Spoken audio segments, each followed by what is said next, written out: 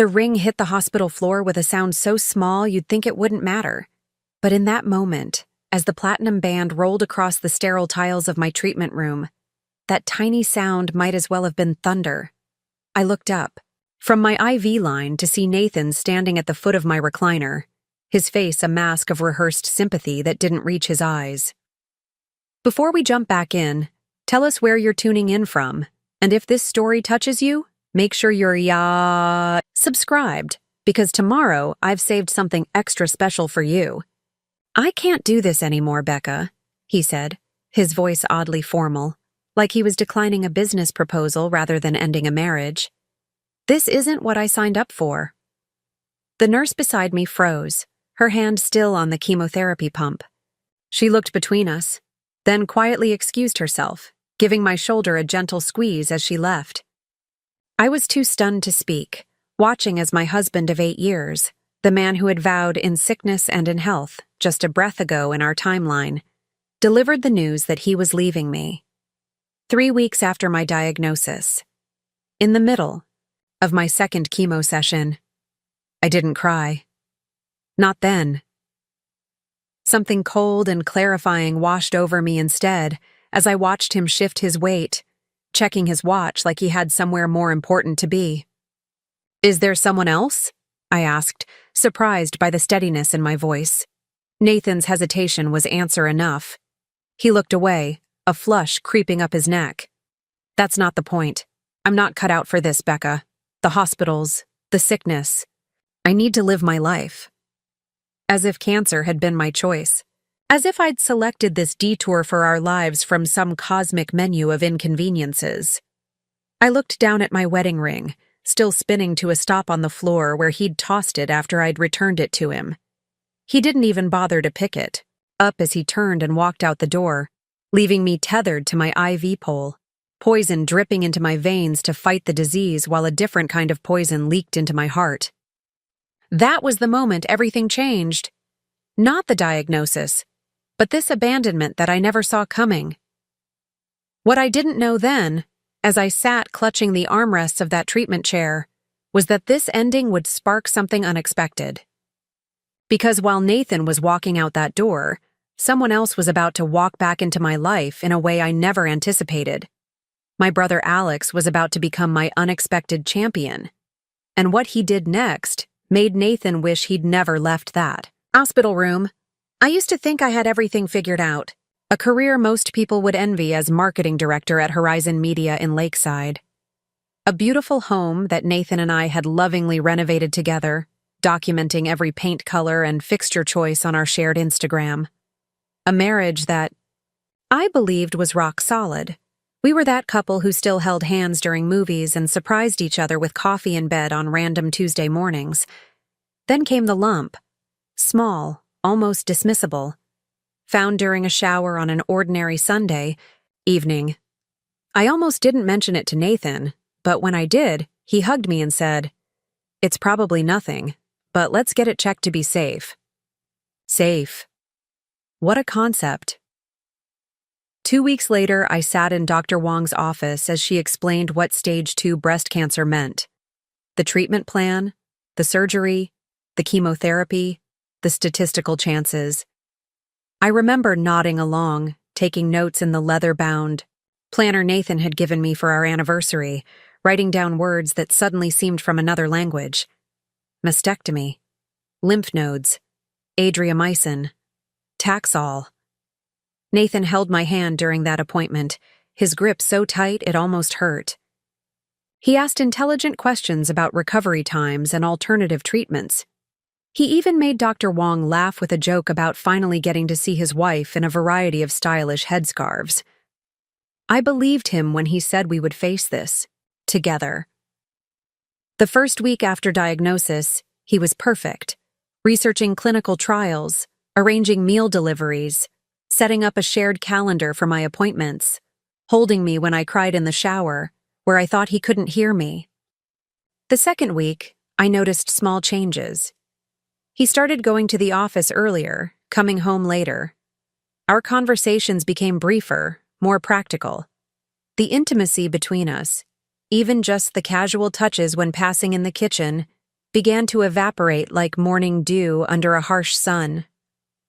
By the third week, just before my second chemo session, Nathan had moved his pillow to the guest room. "Just to make sure you get enough rest," he explained. I pretended to believe him. Then came that day in the treatment room, the ring on the E floor, the end. I finished my infusion alone, mechanically thanking the nurse who returned with sympathetic eyes and extra graham crackers. When it was time to leave, I realized I had no ride home. Nathan had always driven me. I called an Uber, the ultimate sign of modern displacement. As I stood outside Pinecrest Medical Center waiting for my ride, an SUV screeched to a halt in front of me instead. My brother Alex jumped out, his tie askew, his normally neat dark hair ruffled as if he'd been running his hands through it. "Becca," he called, rushing toward me. "I've been trying to reach you for hours." I stared at him, confused. Alex lived in Seattle, a 2-hour drive away. He worked at Bennett & Associates, a law firm where he was on track to make partner. We spoke weekly, but I wasn't expecting to see him. "What are you doing here?" I asked, my voice sounding far away even to my own ears. His expression shifted from worry to confusion. "Nathan called me. He said you needed a ride, but he had an eye emergency at work. When I couldn't reach you, I decided to just drive over." He studied my face. "What's wrong? Did something happen during treatment?" I laughed then, a hollow sound that startled both of us. "Nathan left me," I said simply. "Not for work. He left me, the marriage, during chemo." Alex's face went through a journey, confusion, disbelief, and then a fury so intense it transformed his features into something I barely recognized. My gentle, diplomatic brother looked capable of violence in that moment. "He did what?" Alex's voice was dangerously quiet. "Can we not do this in the hospital pickup zone?" I gestured vaguely at the security guard eyeing us. "I just want to go home." Alex nodded curtly, helping me into his car with surprising gentleness given the tension radiating from him. As he drove, I told him everything in a detached voice, as if recounting a movie I'd seen rather than the collapse of my life. "He's been pulling away for weeks," I concluded. "Today, he just made it official." "Did he say where he's going? Where he's staying?" Alex asked, his knuckles white on the steering wheel. "No, and I didn't ask." I leaned my head against the window, suddenly exhausted. The chemotherapy was hitting me harder than the first round. "It doesn't matter." "It matters," Alex said firmly. "Everything about this matters, Becca." When we arrived home, the house felt different. Not dramatically. Nathan hadn't cleared out his belongings or anything so definitive. But I could sense the absence already, like air pressure before a storm. Small things were missing: his laptop, the charging cables that usually snaked across his bedside table, his favorite jacket no longer on the hook by the door. Alex insisted on staying. He made calls to his office, rearranging meetings and delegating cases. Then he made us tea and sat across from me at the kitchen island Nathan and I had picked out together during our renovation. "What do you need?"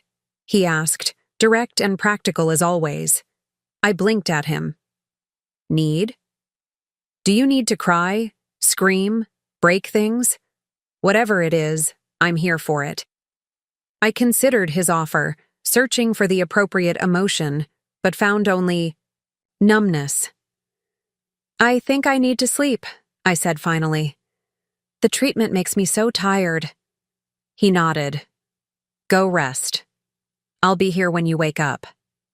I slept for 14 hours straight, a dreamless chemical sleep. When I woke, disoriented in the dim light of early evening, I could hear Alex's voice from somewhere in the house. He was talking to someone, his tone clipped and professional. His lawyer voice. "No, that's not how this works," he was saying. "She contributed significantly to the development of that app. The fact that her name isn't on the patent doesn't negate her contribution.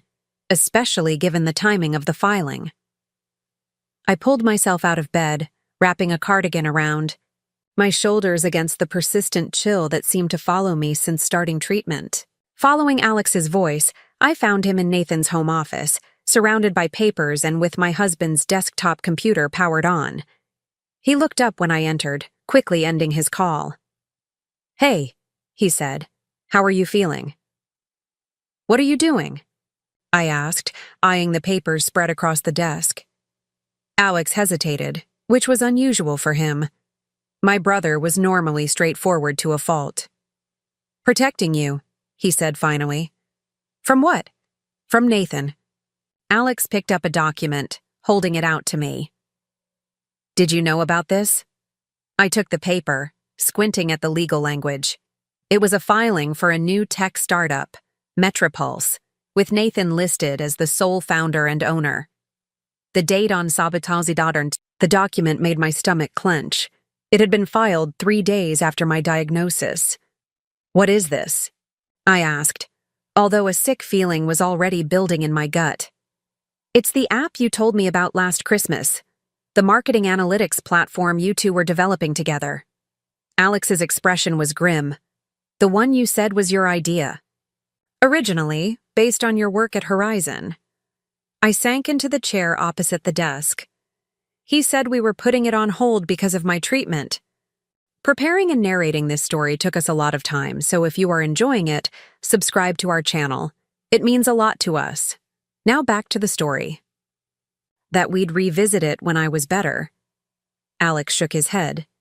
"He incorporated without you, filed the patent application without you, and from what I can see in these emails," he gestured to the screen, "he's been courting investors for the past 2 weeks." He paused. "And Vanessa Carter is listed as the chief marketing officer." "Vanessa?" My mind flashed to Nathan's coworker, tall, confident, with a laugh that always seemed to draw my husband's attention at company events. "That doesn't make sense. She works in development, not marketing." "Well, according to their pitch deck, she's now handling all marketing for Metropulse, using strategy language that sounds awfully similar to proposals I've heard you make." The numbness that had enveloped me since Nathan's departure began to crack, allowing something hot and painful to seep through. "He stole my idea?" "It looks that way," Alex confirmed, his voice gentle despite the anger evident in his posture. "And if I had to guess, Vanessa is probably the someone else he's involved with." I stood up abruptly, a wave of nausea hitting me that had nothing to do with chemotherapy. "I need some air." Alex followed me onto the back deck, where I gripped the railing and took deep breaths of the cool evening air. Lake Washington stretched before us, the distant lights of Seattle twinkling on the horizon. "I know this is overwhelming," Alex said, standing beside me. "But you need to understand what's happening here. Nathan isn't just leaving you. He's attempting to cut you out of something that should partially belong to you. And he's doing it when you're most vulnerable." "Why?" I asked, the simple question containing all my confusion and hurt. "Why now? Why like this?" Alex was quiet for a moment. "Sometimes people reveal who they truly are in crisis," he said, finally. "I don't think Nathan's suddenly become a different person. I think he's showing you who he's always been, but circumstances allowed him to hide it before." I wiped at tears I hadn't realized were falling. What do I do now? Fight him. While I'm fighting cancer? I don't have the energy for both. My brother placed a hand on my shoulder. "That's why I'm here. You focus on getting better. Let me handle Nathan." "What does that mean exactly?" I asked, suddenly wary of the determination in his voice.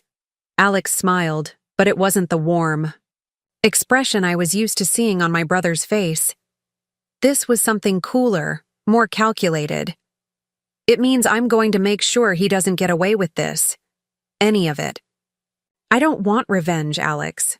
I just want to survive the cancer and this betrayal." I turned to face him. "Promise me you won't do anything crazy." "I promise I won't do anything illegal," he countered, which wasn't quite the same thing. But Becca, what he's doing isn't just cruel. It's potentially actionable. You've been married for 8 years. You supported him while he got his MBA. You contributed directly to the development of that app. And he's trying to cut you out entirely while you're undergoing cancer treatment. He shook his head. That's not happening on my watch. I was too tired to argue. The emotional whiplash of the past 24 hours, combined with the physical toll of chemotherapy, had drained me completely. I'm going back to bed, I said. Get some rest, Alex replied. Tomorrow, we start figuring things out. True to his word, Alex was still there the next morning. And the next. By the third day, he had unofficially moved into our guest room, setting up a makeshift office and informing his firm he would be working remotely indefinitely. You don't have to put your life on hold for me, I protested over the breakfast. He insisted on making me, even though the smell of food still made me nauseated.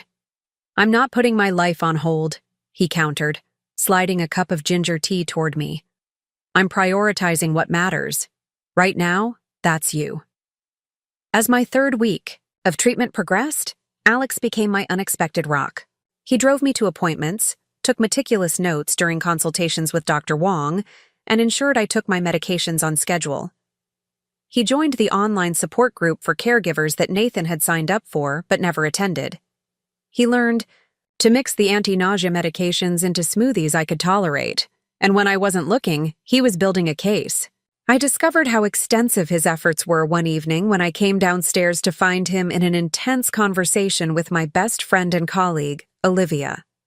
The timestamp on the email confirms it, she was saying, pointing to something on Alex's laptop. Nathan approached Vanessa about joining his new venture 2 days after Becca's diagnosis, and look at the language he uses. Fresh start, unburdened opportunity. The subtext is pretty clear. They both looked up guiltily when I cleared my throat from the doorway. Should I even ask? I leaned against the doorframe, too tired to summon proper indignation at their secretive behavior. Olivia rushed over to hug me, careful of the port inserted beneath my collarbone. Hey, warrior woman, how are you feeling? Like I've been hit by a truck that then backed up and hit me again, I said dryly. What are you two conspiring about? Alex and Olivia exchanged glances. We're gathering information, Alex said finally, about Nathan, Metropulse, and the timing of certain decisions. Olivia nodded. When Alex told me what Nathan did, I started paying attention at work. Nathan and Vanessa have both taken personal days on the same dates. They've been having strategy meetings that no one else is invited to. And they're using resources from Horizon, the company's subscription data services, the design team's time, to develop materials for their startup. Which is not only ethically questionable, but potentially a violation of their employment contracts, Alex added. I moved further into the room, sinking onto the couch. So, what's the plan here? Workplace revenge? Because I still have to work with these people, Alex. At least until my medical leave. The plan, my brother said carefully, is to ensure you get what you're legally entitled to, both from your marriage and from your intellectual property contributions to Metropulse. And yes, if there are professional consequences for Nathan's choices, I'm not particularly concerned about that. I studied his face, seeing the barely contained anger he'd been managing since the day at the hospital. Have you talked to him? At all? Does he even know you're staying here? We've exchanged texts, Alex admitted. He asked for the login to your joint investment account. I told him all financial matters would need to go through proper legal channels given the circumstances. You what? I sat up straighter. Alex, those are our accounts. Our money. Exactly. Our money, not just his. And the first thing most divorcing spouses try to do is secure assets for themselves. Alex's expression softened. I'm not trying to escalate things, Becca. I'm trying to prevent him from taking advantage of you while you're focusing on your health. Olivia sat beside me, taking my hand. Nathan's not behaving honorably here. We're just making sure you're protected. I looked between them. These two people who had stepped up without hesitation when Nathan stepped away. Something shifted. Inside me.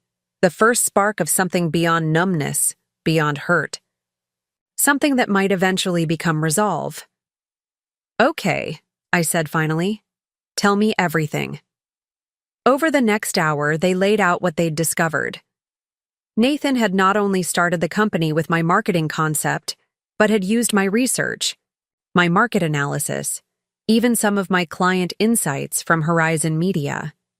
He was presenting all of this as his original work to potential investors, with Vanessa now positioned as the marketing genius behind the platform. Meanwhile, he had begun liquidating smaller joint investments. Nothing that would immediately raise flags, but enough to create a financial cushion for himself. He had changed the passwords on our cloud storage, where most of my early work on the app concept was saved. He's trying to erase your contributions, Alex concluded, both to the company and to your shared assets. Can he do that? I asked, my marketing director brain already calculating the potential value of MetriPulse if it succeeded. The concept had significant potential. That's why I'd been so excited about it in the first place. Not if we can help it, Alex said, firmly. I've already spoken with a colleague who specializes in intellectual property law. We have options. Just then, my phone chimed with a text. Nathan's name appeared on the screen, sending an uncomfortable jolt through me. It was the first direct contact since the hospital. Need to stop by tomorrow to pick up more clothes and my golf clubs. We'll be there around 10 a.m. No, how are you feeling? No acknowledgement of what he'd done, just a practical notification, as if we were casual roommates instead of spouses, one of whom was battling cancer, while the other had betrayed her in multiple ways. I showed the message to Alex and Olivia. Perfect, Alex said, an unexpected smile crossing his face. It's time he and I had a proper conversation. Alex, I warned, I don't want a scene. No scenes, he promised, though something in his expression made me doubt him. But Nathan needs to understand that his actions have consequences, and tomorrow's as good a time as any for that lesson to begin. As Olivia drove me to my support group meeting later that evening, giving Alex time to work on what he mysteriously referred to as preparations, I found myself wondering what exactly my brother had planned. The numbness that had protected me was wearing thin, allowing other emotions to filter through. Anger, betrayal, and something else I couldn't quite name yet. Not hope, exactly, but perhaps its distant relative, determination. Whatever Alex was planning, I realized I trusted him completely. While the treatment continued to attack the cancer in my body, my brother was preparing to fight a different battle on my behalf. And despite everything, that knowledge gave me a strange sense of comfort as we drove through the darkening streets of Lakeside, the waters of the lake reflecting the first stars of evening. Nathan might have left me during the worst moment of my life. But Alex had shown up, and something told me that before this was over, my husband would deeply regret his choice. I woke to the sound of soft knocking on my bedroom door. The digital clock on my nightstand read 9:15 a.m. Alex peeked his head in, already dressed in what I called his lawyer armor, a crisp navy suit that made his shoulders look broader, a subtle pinstripe tie that suggested authority without trying too hard. Morning, he said, balancing a mug of tea in one hand. I made your ginger tea with honey. Dr. Wong said it might help with the nausea. I pushed myself to sitting position, fighting the now familiar wave of dizziness. Why are you dressed like you're heading to court? Alex set the mug on my nightstand. Nathan's coming by at 10, remember? I find people tend to take conversations more seriously when I'm dressed like this. He smiled, but it didn't quite reach his eyes. Professional habit. I took a careful sip of tea. Please tell me you're not planning some dramatic confrontation. I don't have the energy for that today. No drama, he assured me. Just a clear conversation about expectations moving forward. After years of being his sister, I knew better. Alex. Trust me, he said, sitting on the edge of my bed. I'm not going to do anything you wouldn't approve of. Eventually. That wasn't entirely reassuring, but I was too tired to argue. The past week had been a blur of treatment side effects, emotional shock, and gradual revelations about just how methodically Nathan had planned his exit. Each day seemed to bring some new discovery. A credit card application in his name only, emails with Vanessa that predated my diagnosis, appointments with a real estate agent to look at downtown apartments. Do you want to be present for this? Alex asked, interrupting my thoughts.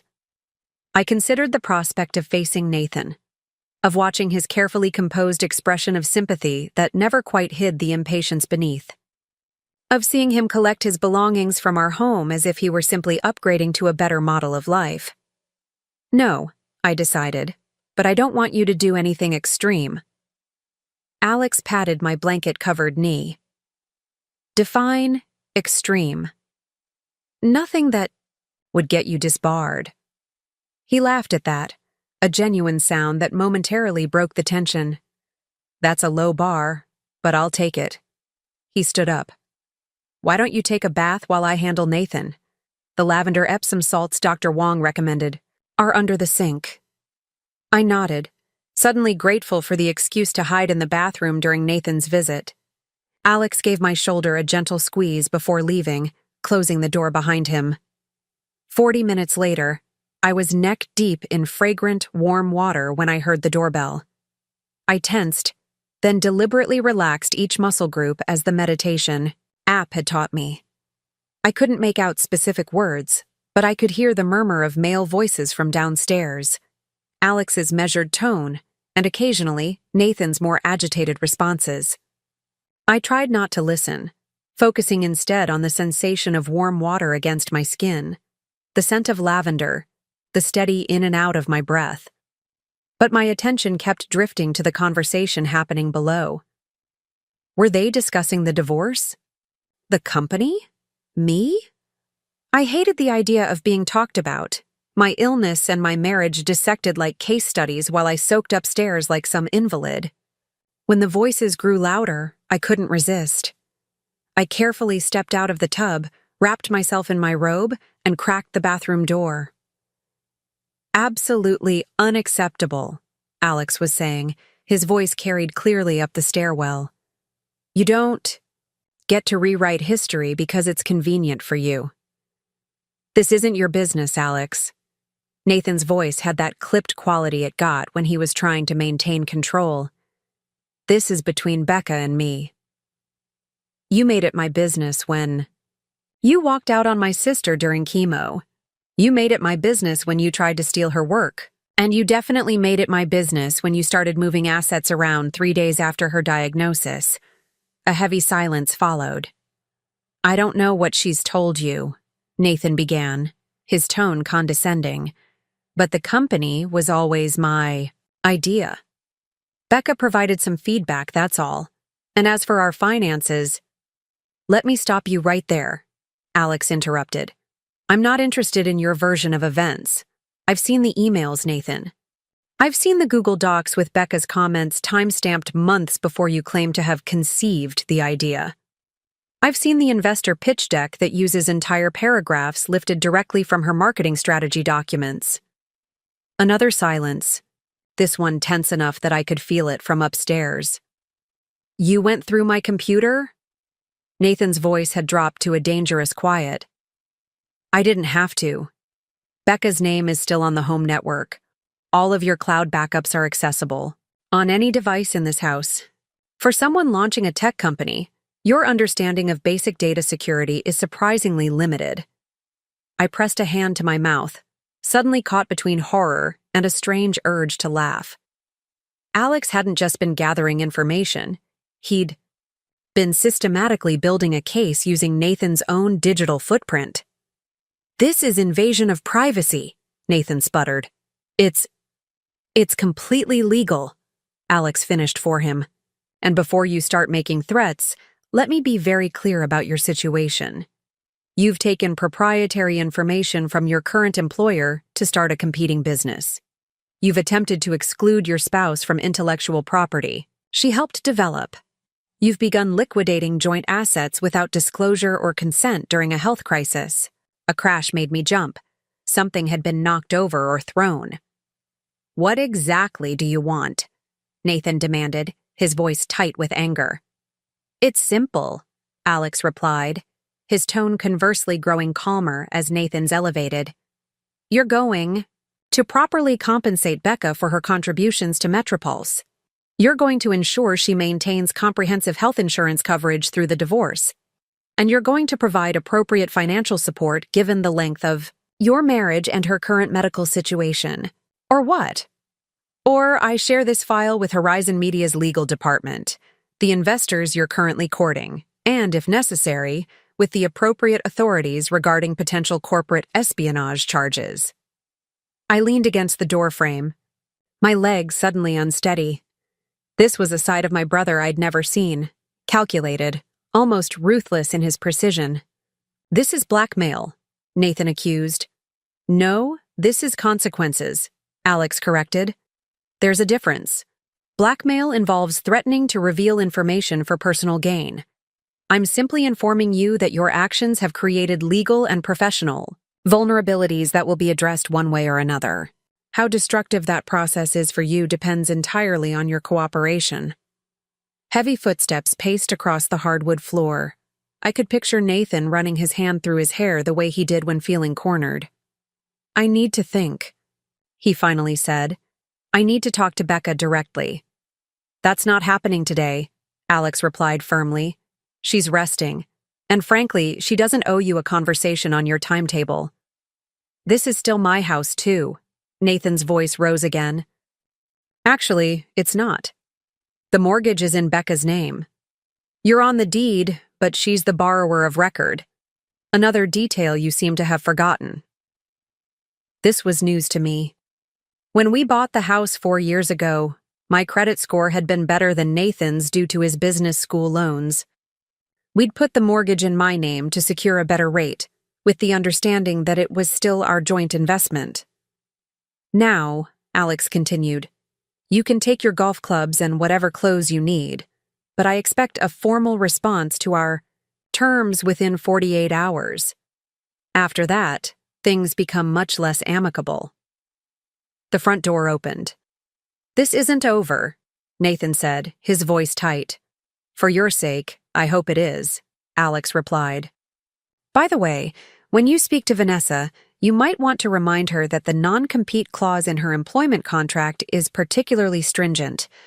I'm sure Horizon's legal team would be interested in reviewing her recent activities. The door slammed hard enough to rattle the pictures on my bedroom wall. I heard Alex exhale heavily, followed by the sound of ice clinking into a glass downstairs. I retreated to my bed, processing what I'd overheard. By the time Alex checked on me 20 minutes later, I had worked myself into a state somewhere, between awe and distress. How much of that did you hear? He asked, noting my expression. Enough, I admitted. Did you really find evidence that he stole my work for the app? Alex sat in the armchair near the window. It wasn't even well hidden, Becca. The original concept documents have your name in the metadata. The business plan contains entire sections from your marketing presentations. He literally copied and pasted chunks from your work portfolio without even changing the formatting. I shook my head, a bitter laugh escaping. That's just lazy. It's also legally actionable. Alex studied me carefully. Are you upset about my approach? I considered the question. I'm not sure how I feel, I admitted. Part of me is horrified that things have gotten so adversarial so quickly. Another part is relieved that someone is fighting for me when I don't have the strength to do it myself. I twisted the edge of my blanket. What did you mean about the health insurance?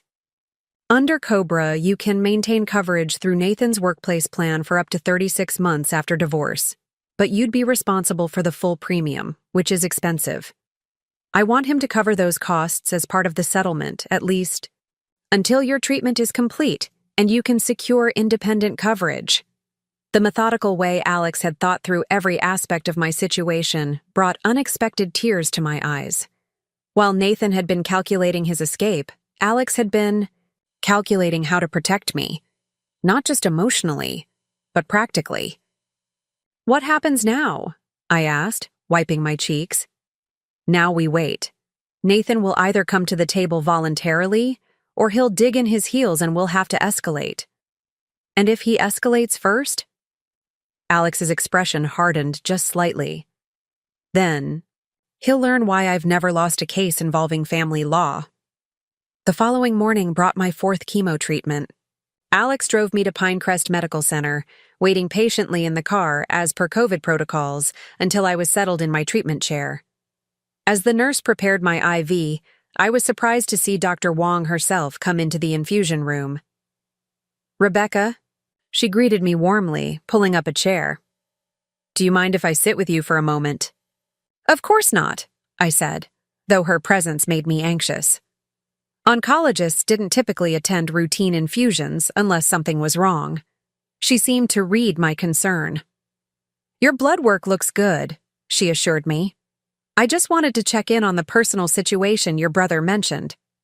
I blinked in surprise. "Alex talked to you?" "He called my office yesterday. He was concerned about the impact of stress on your treatment outcomes, which is a valid medical consideration." She adjusted her glasses. "He mentioned your husband has left the marriage?" The direct question, asked with such professional compassion, broke through whatever composure I'd been maintaining. To my horror, I began to cry. Not delicate tears, but embarrassing, hiccuping sobs that drew concerned glances from other patients. Dr. Wong handed me a tissue from her pocket. "I'm sorry," she said quietly. "I didn't mean to upset you." "It's not your fault," I managed between sobs. "I just haven't really talked about it. Not like this." The nurse paused in her preparations, looking uncertainly between us. Dr. Wong nodded at her to continue. "Rebecca," Dr. Wong said once I'd calmed somewhat, "what you're experiencing is an additional trauma layered on top of the cancer diagnosis. Both need treatment." She reached into her white coat and pulled out a business card. "This is Dr. Sarah Linden. She's a psycho-oncologist, a psychiatrist who specializes in helping cancer patients navigate the emotional aspects of treatment. I'd like you to consider seeing her." I took the card, turning it over in my fingers. "I don't know if I can handle more appointments." "She can coordinate with your treatment schedule," Dr. Wong assured me. "And she offers telehealth options." She hesitated. "I've seen this situation more often than you might think. Partners who leave during a serious illness." "Really?" I looked up, surprised. I thought it was just me, just my bad luck in choosing a husband. Dr. Wong shook her head. "Studies show that women with serious health diagnoses face a significantly higher rate of divorce or separation than men with similar diagnoses. It's an unfortunate pattern, not a reflection on you." Something about this information, the knowledge that what Nathan had done wasn't unique, wasn't even unusual, provided an odd relief. It wasn't just that I had chosen badly. It was that some men, when faced with a wife's illness, made a particular kind of selfish choice. "I'll call Dr. Linden," I promised, tucking the card into my purse. Dr. Wong nodded, satisfied. "Your brother also mentioned concerns about your health insurance coverage." "He's being thorough," I said, feeling a rush of gratitude for Alex's foresight. "He is," she agreed. "But I wanted you to know that Pinecrest has programs for patients experiencing insurance transitions. If there's any gap in your coverage, we can help ensure your treatment continues uninterrupted." The knot of anxiety that had been sitting in my chest since Nathan's departure loosened just slightly. "Thank you," I said sincerely. Dr. Wong patted my arm before standing. Focus on healing, Rebecca, the medical aspects and the emotional ones.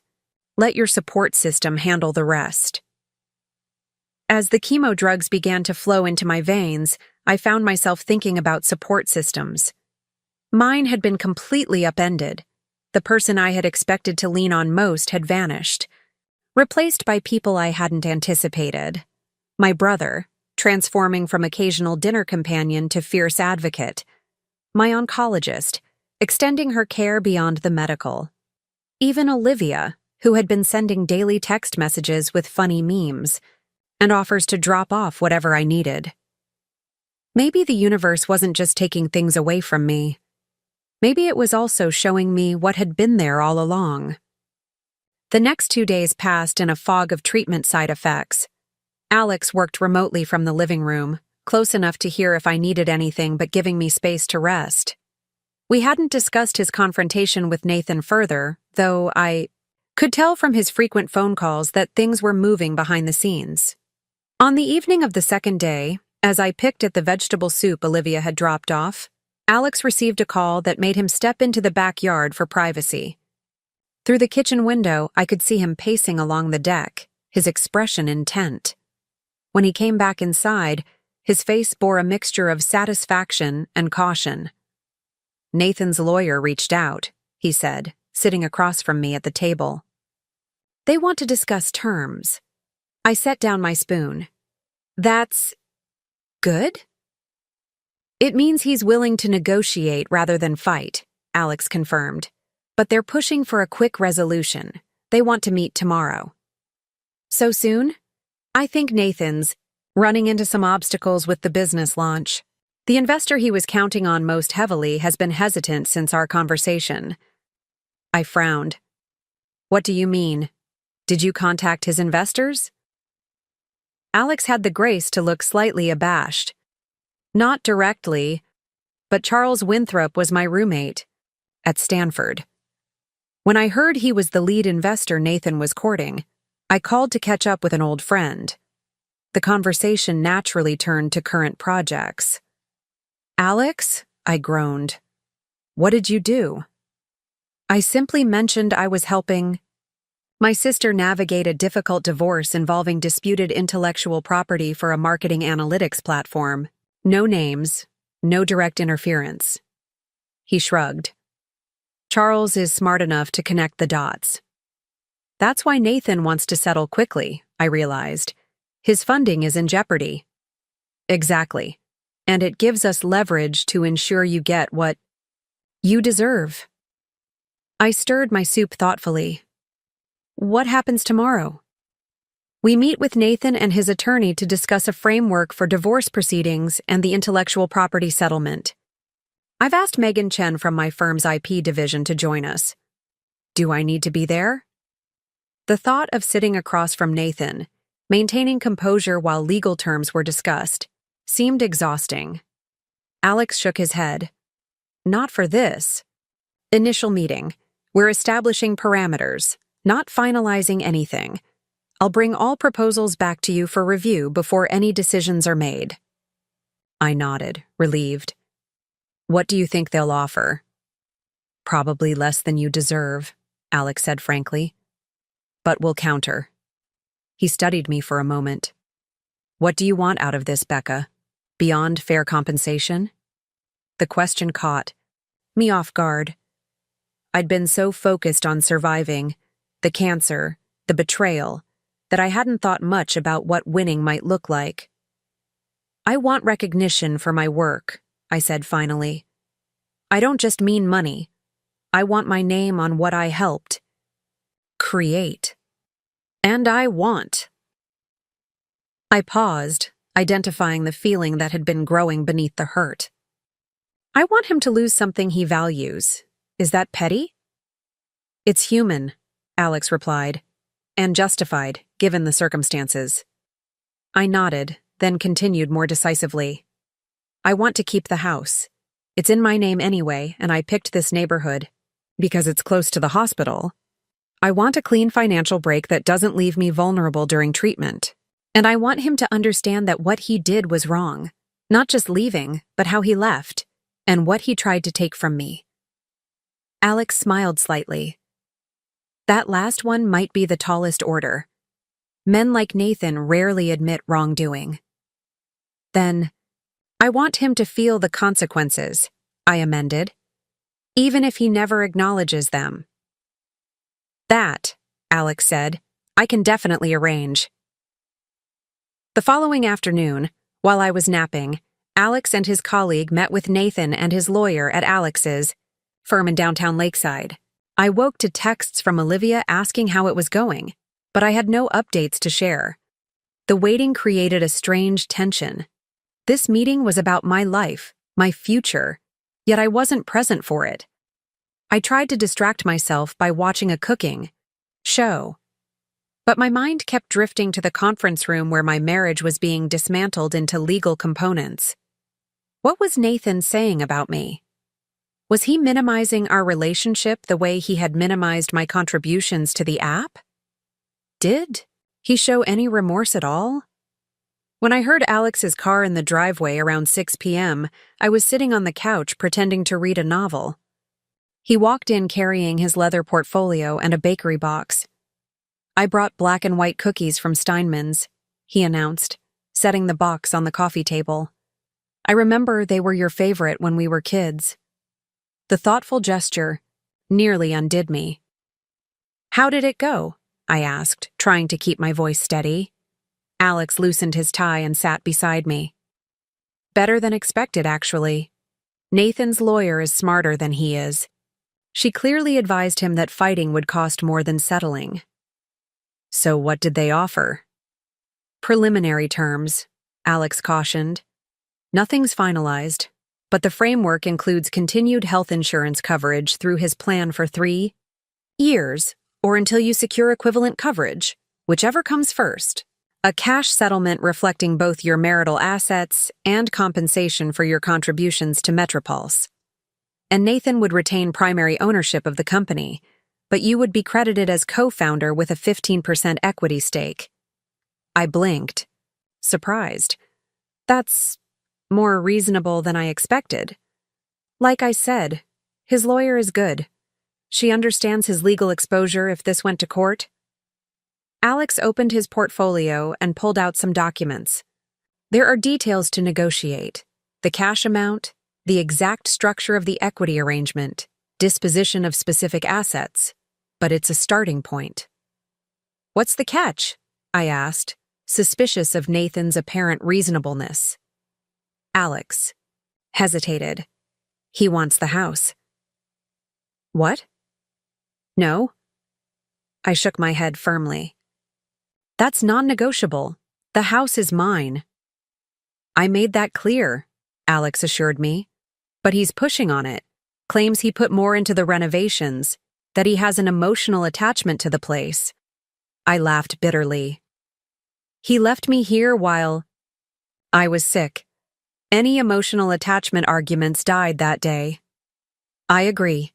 And legally, your position is stronger since the mortgage is in your name. Alex laid the papers on the coffee table. We don't need to decide anything tonight. Review these when you feel up to it, and we'll discuss counter-proposals. I nodded, suddenly exhausted by the whole situation. Did he seem... I don't know. Did he ask about me at all? Alex's expression softened. He asked how your treatment was progressing. What did you tell him? The truth. That you're fighting with incredible strength, but that it's difficult. That the timing of his departure made everything harder. Alex paused. I don't think he expected me to answer honestly. I think he was asking out of obligation. I nodded, unsurprised but still disappointed. And Vanessa? Was she mentioned? Not directly, but the settlement includes a non-disclosure agreement about the circumstances of your separation. Nathan doesn't want the details public. Of course he doesn't, I said, a fresh wave of anger washing over me. He wants to control the narrative, to preserve his reputation. Alex studied me for a moment. Does it matter what story he tells? You know the truth. The people who care about you know the truth. It matters because lies shouldn't be comfortable, I said firmly. He shouldn't get to rewrite our history to make himself the hero of his own story. Then we don't agree to the NDA, Alex said simply. That's your choice. I considered this, feeling a small spark of power in having options, in making decisions rather than just reacting to Nathan's choices. I'll think about it, Alex nodded. There's one more thing. He reached back into his portfolio and withdrew a glossy brochure. Metropulse's current investor pitch deck. Megan managed to get a copy from Nathan's lawyer during discussion of the intellectual property claims. I took the brochure, flipping through it with growing disbelief. The product description, market analysis, even the visual design, all of it reflected work I had done, ideas I had developed over months of research and planning, and nowhere was my name mentioned. He really did steal everything, I said, throat tight with anger. Not everything, Alex corrected, pointing to a page I hadn't reached yet. Look at the technical architecture section. I turned to it, scanning the diagrams and text. This part was different, more sophisticated than what I remembered from our joint planning sessions. Nathan may have taken your marketing concept, Alex said, but he's built a genuinely advanced technical framework around it. The platform has real potential. So what you're saying is, my 15% could actually be valuable. Potentially very valuable, if they secure funding and execute well. Alex leaned back against the couch. Which means you have more leverage than Nathan realizes. He's not just compensating you for past contributions, he's buying your silence and cooperation for future success. A slow smile spread across my face, the first genuine one in weeks. Then let's make sure he pays appropriately for both. That night, for the first time since Nathan left, I slept without waking in a panic. The path forward wasn't clear yet, but at least there was a path, one that didn't end with me broken and depleted while Nathan walked away unscathed. The next morning, I called Dr. Linden and scheduled a telehealth appointment. Then I texted Olivia, asking her to come over that evening to help me review the settlement proposals. If I was going to fight for what I deserved, I needed my full support system engaged. As I made these calls, I noticed something different in my reflection in the bathroom mirror. My hair had started falling out in clumps from the chemotherapy, and dark circles underscored my eyes. But there was something new there, too, a firmness in my jaw, a clarity in my gaze that spoke of resilience rather than defeat. Nathan had left me during treatment, thinking I was at my weakest. But with Alex's help, I was discovering strengths I hadn't known I possessed. And together, we were going to make sure Nathan regretted his decision, not just because it was cruel, but because it had been a profound miscalculation. He thought I would be too sick, too heartbroken, too overwhelmed to fight back. He was wrong. And soon, he would understand just how wrong he had been. This isn't enough, Olivia said, tapping her finger against the settlement offer spread across my kitchen table. Not even close. It was Friday evening, 3 days after the initial meeting between the lawyers. Olivia had arrived with her analytical mind fully engaged and a bottle of non-alcoholic sparkling cider to celebrate the beginning of Nathan's downfall, as she'd put it. The cash settlement seems reasonable, I countered, studying the figures. The proposed amount would cover my portion of medical expenses not covered by insurance for at least 2 years, with some left over for living expenses during my reduced work schedule.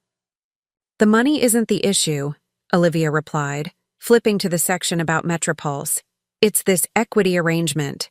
15% as a silent partner with no voting rights? That's insulting.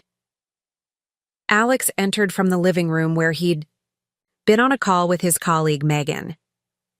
I agree with Olivia, he said, placing his phone on the table. They're lowballing the value of your contribution. I frowned. But you said the technical architecture is all Nathan. The execution? Is, Alex acknowledged. But the core concept, the market positioning, the intended user base, that's all you, Becca. Without your marketing framework, Nathan would just have fancy code with no coherent business application. Olivia nodded vigorously. Exactly. And here's something else to consider. She pulled out her laptop and opened a folder.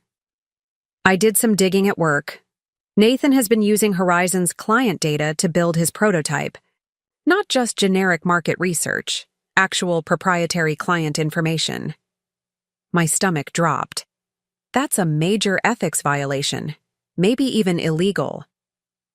Definitely a violation of his employment contract, Olivia confirmed, and certainly actionable by Horizon if they found out. I stared at them both. What are you suggesting? That I blackmail him with this information? Not blackmail, Alex clarified quickly. Leverage. There's a difference. It feels like a fine line, I murmured, uncomfortable with how quickly the situation was escalating. Alex sat down across from me. Becca, I understand your hesitation, but consider what Nathan has done. He abandoned you during cancer treatment, attempted to steal your intellectual property, misused company resources, and is now trying to buy your silence with an inadequate settlement. He's not just your ex, Olivia added more gently. He's someone who calculated the most harmful possible time to leave you, then tried to profit from your vulnerability. I took a slow sip of the sparkling cider, considering their words. There was truth in what they said. Nathan's actions hadn't been impulsive or merely selfish. They had been calculated, timed for maximum advantage when I was at my weakest. So what do we counter with? I asked finally. Alex exchanged a glance with Olivia. I think we should push for 40% equity with voting rights on major company decisions, a board seat once the company is formally established, and public acknowledgement of your co-founder status in all investor and media materials. I hesitated. That's asking for a lot more than 15% silent equity. It's asking for what you deserve, Olivia said firmly. And practically speaking, Nathan needs to secure his next funding round quickly. Time is on our side. Not his. Alex nodded. We also push back firmly on the house. That's non-negotiable. I looked between them, these two people fighting so fiercely on my behalf. Their certainty gave me strength, but also made me wonder if I was being too soft, too willing to compromise.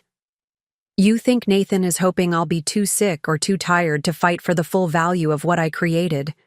I said slowly. That I'll take the easy settlement just to be done with it. That's exactly what he's counting on, Alex confirmed.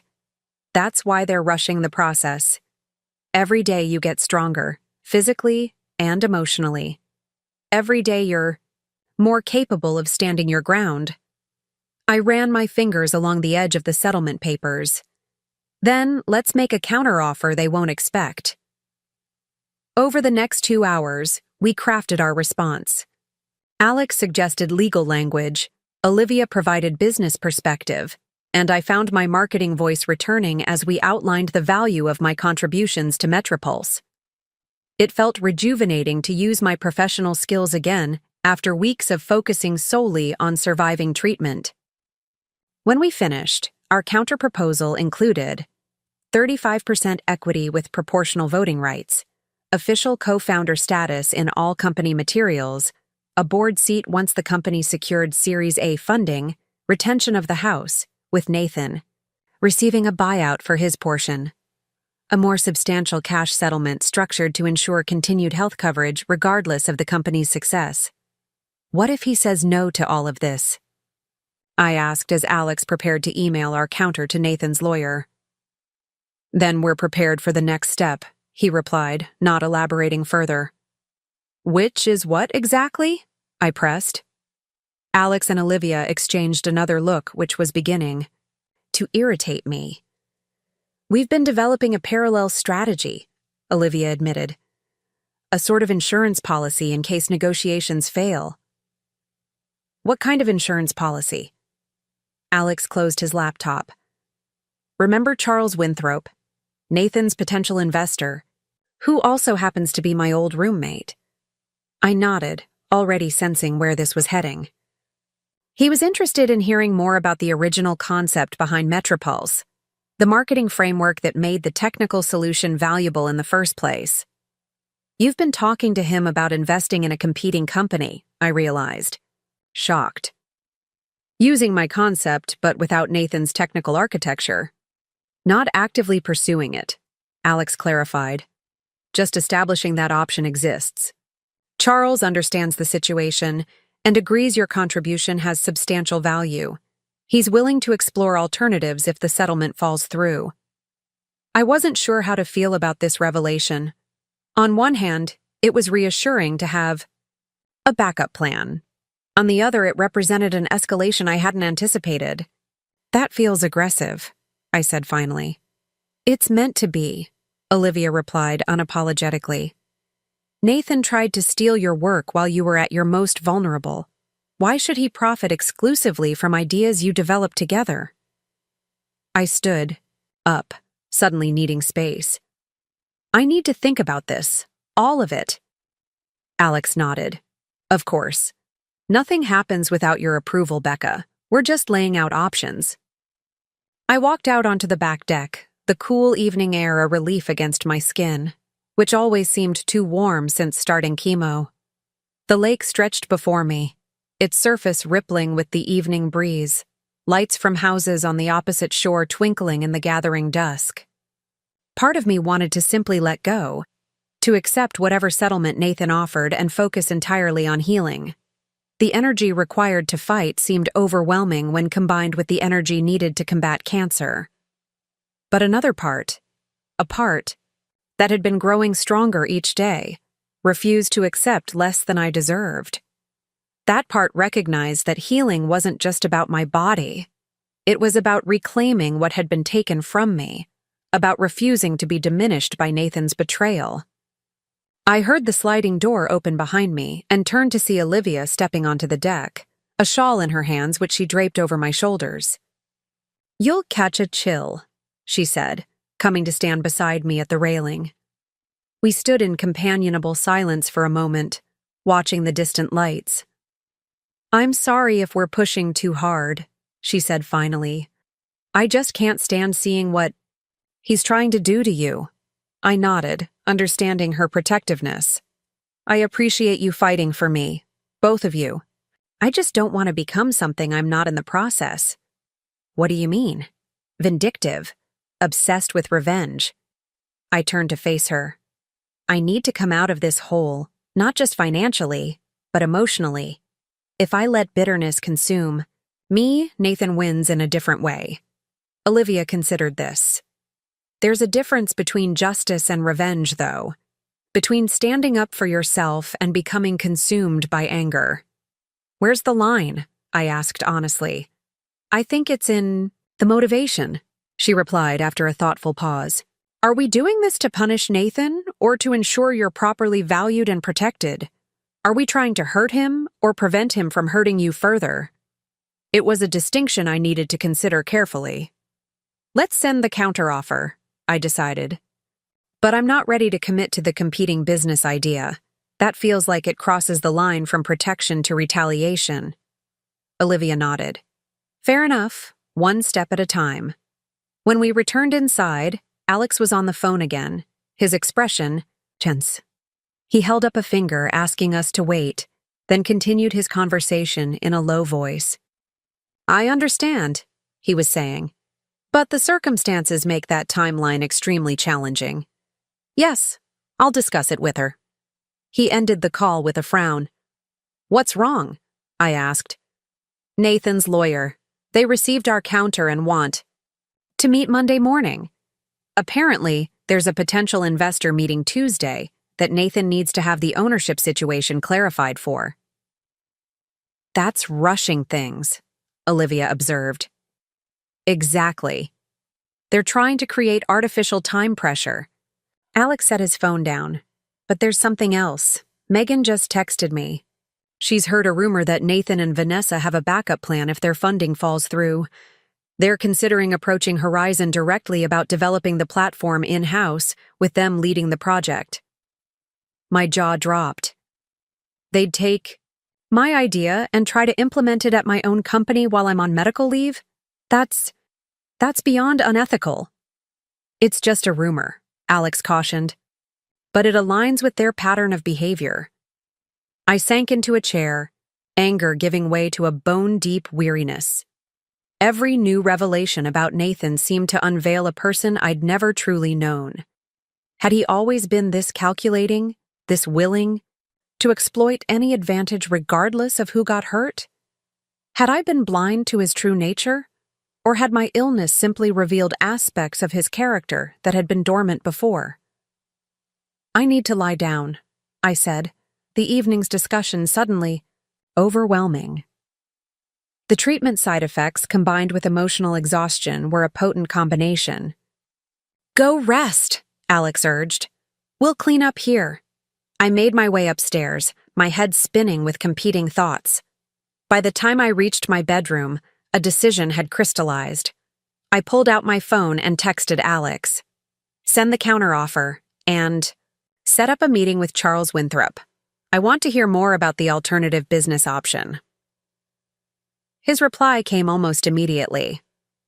Are you sure? I wasn't, not entirely. But I was becoming increasingly certain that meekness would be interpreted as weakness, that compromise would be seen as capitulation. Yes, I replied. It's time to show Nathan exactly who he's dealing with. The weekend passed in a blur of treatment side effects. The cumulative impact of the chemotherapy was making each cycle harder than the last. I spent most of Saturday in bed, Alex bringing tea and toast that I could barely stomach. Olivia came by Sunday with fresh flowers and sat with me while Alex ran errands, reading aloud from a thriller novel when I felt too nauseous to focus my eyes on the pages.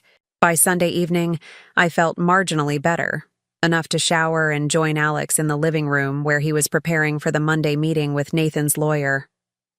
You don't have to go tomorrow, he said, looking up from his notes. I can handle it with Megan. I want to be there, I insisted, settling onto the couch with a blanket. I need Nathan to see that I'm not hiding, that I'm not too weak to face him. Alex studied me for a moment. Are you sure? These meetings can be draining even when you're at full strength. I'm sure. I pulled the blanket tighter around me. Dr. Wong said that feeling in control of aspects of my life can actually help with treatment outcomes. This is something I can control. He nodded, accepting my decision. We meet at 10 a.m. at Megan's office downtown. Nathan will be there with his lawyer. And Charles? Has he agreed to meet? Tuesday afternoon. He's flying in from San Francisco, specifically for this. I raised an eyebrow. He's very interested in a concept he hasn't even seen fully developed. Charles has always had good instincts about emerging tech, Alex replied, and he trusts my judgment. We've backed each other on various ventures over the years. This feels like it's moving very fast, I observed. That's the tech world, Alex said with a slight smile. Opportunities appear and disappear quickly. Timing is everything. I thought about timing, how Nathan had timed his departure to coincide with my greatest vulnerability, how he had timed the company launch to occur while I was distracted by treatment.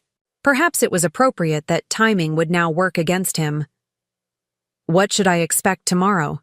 I asked, turning my thoughts to the immediate challenge. They'll counter our counteroffer, Alex explained. Probably split the difference. On equity. Maybe 20-25% instead of 15% or our 35%.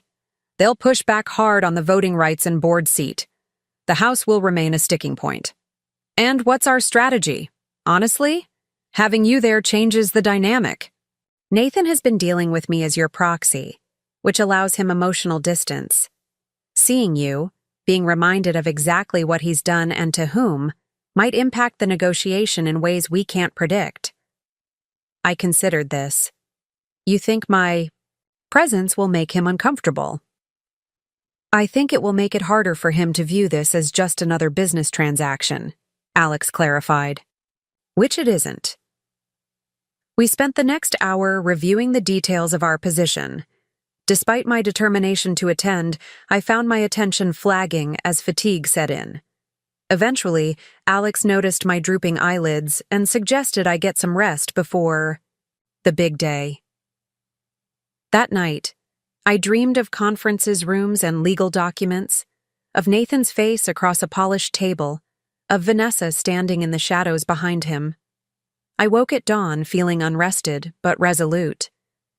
Alex helped me select an outfit, professional but comfortable, a loose-fitting blazer over a soft blouse that wouldn't irritate my sensitive skin, flat shoes for stability. I covered my thinning hair with a stylish scarf that Olivia had brought, applied minimal makeup to avoid highlighting my pallor, and studied myself in the mirror. I looked like a woman fighting two battles simultaneously, against cancer and against betrayal. But I was still standing, still fighting. That counted. For something. The drive downtown was quiet, both of us lost in our thoughts. Megan met us in the lobby of her law firm's building, a petite woman with a razor-sharp bob and eyes that missed nothing. She assessed me with a quick glance, then nodded approvingly. "Glad you're joining us, Rebecca," she said, leading us to the elevator. "Your presence changes the conversation." That's what Alex said. I smiled weakly. I just hope I don't pass out in the middle of negotiations. That would definitely change the conversation, but not in a helpful way. And Megan laughed. "We have comfortable chairs and plenty of water. Just signal if you need a break." The conference room was predictably elegant, all mahogany and leather with floor-to-ceiling windows overlooking Lake Washington. Nathan and his lawyer were already seated when we arrived. I watched Nathan's expression shift from professional neutrality to surprise to something like discomfort as I walked in. Good. Let him be uncomfortable. His lawyer, a poised woman in her 50s with silver-streaked dark hair, stood to greet us. "Ms. Mitchell, I'm Diana Levinson. Thank you for joining us today." I shook her offered hand. "Ms. Levinson." I didn't acknowledge Nathan directly, though I felt his eyes on me as I took my seat beside Alex. He looked well, tanned, rested, wearing a new shirt I didn't recognize. The contrast between his appearance and mine, I knew I looked tired, thinner, my complexion dulled by treatment, was not lost on me. "Before we begin," Megan said as we settled, "I want to clarify that Ms. Mitchell's presence today doesn't change our position on Expedition. We understand Mr. Mitchell has upcoming investor meetings, but we won't be rushed into inadequate terms due to his timetable." Diana nodded. "Understood. We've reviewed your counterproposal and have prepared a response that we believe addresses your primary concerns while maintaining the framework we initially proposed." She slid folders across the table. Alex opened his immediately, but I let mine sit untouched, keeping my eyes on Nathan instead. He was deliberately focusing on the papers before him, refusing to meet my gaze. "As you'll see," Diana continued, "we've increased the equity offer to 22%, maintained the silent partner structure but added consultation rights on major business decisions and included a formal acknowledgement of Ms. Mitchell's foundational contributions in company materials. The house remains non-negotiable," I said, finally opening my folder. "It stays with me." Nathan looked up then, his jaw tight. "The house was our joint project. I put hundreds of hours into those renovations. And I'm putting hours into chemotherapy because you left in the middle of my treatment," I replied evenly. "We all make choices about how to spend our time, Nathan." A flush crept up his neck. Diana placed a warning hand on his arm. "The cash settlement has been increased to reflect Mr. Mitchell's interest in the property," she said smoothly. "We believe it's a fair compromise." "It's not about money," Nathan insisted, ignoring his lawyer's cautioning glance. "That house meant something to me." "Evidently not enough to stay in it," I observed, surprised by my own composure. Not enough to honor the promises you made within its walls. The room fell silent. Even the lawyers seemed unsure how to navigate this moment of raw emotion breaching the professional veneer. Alex cleared his throat. Let's focus on the equity arrangement. 22% remains inadequate given the extent of Becca's contributions. The consultation rights are a step in the right direction, but without voting power, they're essentially meaningless. Diana began to respond, outlining their reasoning for the limited equity structure. But I found my attention drifting. A wave of fatigue was washing over me, the effort of maintaining my professional facade draining my limited energy reserves. Nathan was watching me now, his expression unreadable. Did he notice the tremor in my hands? Could he see how much effort each minute of this meeting was costing me? Ms. Mitchell's health considerations, of course, Diana was saying when I tuned back in. I'm sorry, what about my health? I asked, refocusing. I was explaining that the accelerated timeline is partially in consideration of your situation, Diana clarified. A protracted legal battle during your treatment would be difficult for everyone, but especially for you. The implication was clear. They were counting on my illness to pressure me into accepting less than I deserved. The realization sent a surge of anger through me, momentarily banishing my fatigue. My health is not a negotiating point, I said firmly. And using it as leverage is transparently manipulative. Nathan had the grace to look away, but Diana maintained her professional demeanor. That wasn't my intention, Ms. Mitchell. I apologize if it seemed that way. Megan jumped in, redirecting the conversation to specific terms of the equity arrangement. As they debated percentages and rights, I found myself studying Nathan more closely. There was something different about him beyond the new clothes and rested appearance. A nervousness in his posture, a tightness around his eyes suggesting stress, beneath the composed exterior. He wasn't as confident as he was trying to appear. Something was pressuring him beyond the upcoming investor meeting. When a brief break was called an hour into negotiations, I slipped into the hallway to take some medication and gather my strength. Through the glass wall of the conference room, I could see Nathan in intense conversation with his lawyer, his gestures more agitated than they had been in our presence. Alex found me by the water cooler. How are you holding up? I'm okay, I assured him. Actually, seeing Nathan unsettled is surprisingly energizing. He smiled slightly. You noticed that too? Diana keeps having to rein him in. He's not following their strategy. Something's off, I agreed. He's too anxious for someone who should have the upper hand. Alex checked his phone. I just got a text from Olivia. She wants to meet us for lunch after this. Says she has information that might impact our position. What kind of information? She didn't say, just that it's time sensitive. We returned to the conference room for another hour of detailed negotiation. By noon, we had made incremental progress.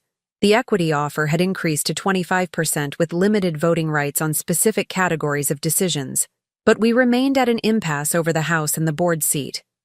I think we've gone as far as we can today, Diana finally said, gathering her papers. We need to consult with our client and reevaluate our position. We're available to continue discussions this afternoon, Megan offered, clearly recognizing their time pressure. Diana glanced at Nathan, who nodded tightly. 3 o'clock then. Same location. As they prepared to leave, I finally addressed Nathan directly. You haven't asked how I'm doing. He paused, his briefcase half closed. I assumed Alex has been keeping me updated. He hasn't, I said, and you haven't asked. Nathan shifted uncomfortably. How are you feeling, Becca?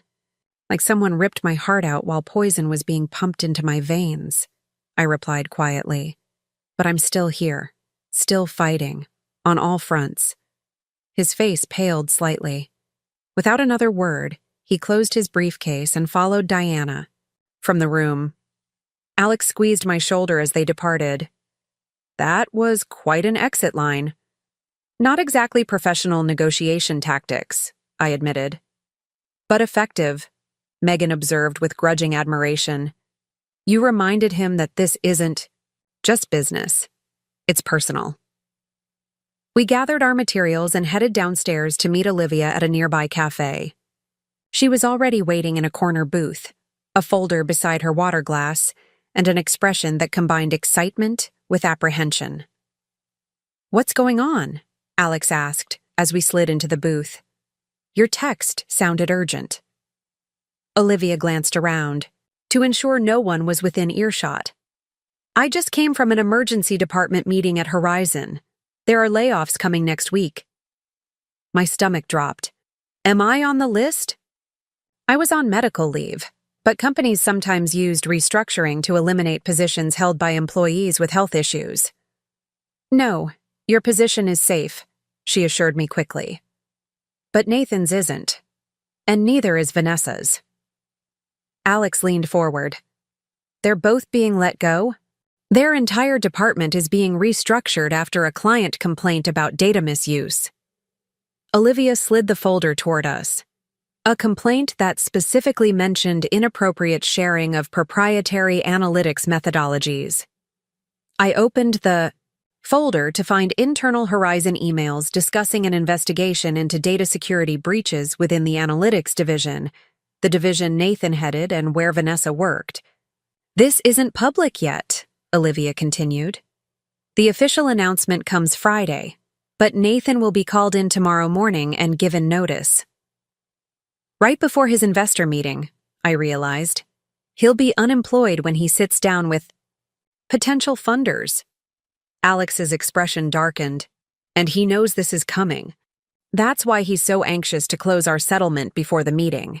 He needs to secure your silence about the data misuse. The non-disclosure agreement, I said, the pieces clicking into place. It wasn't just about our marriage. It was about preventing me from discussing how he developed Metropulse using Horizon's proprietary data. Olivia nodded. Exactly. If investors knew the platform was built using potentially misappropriated data, they'd back out immediately. The legal exposure would be enormous.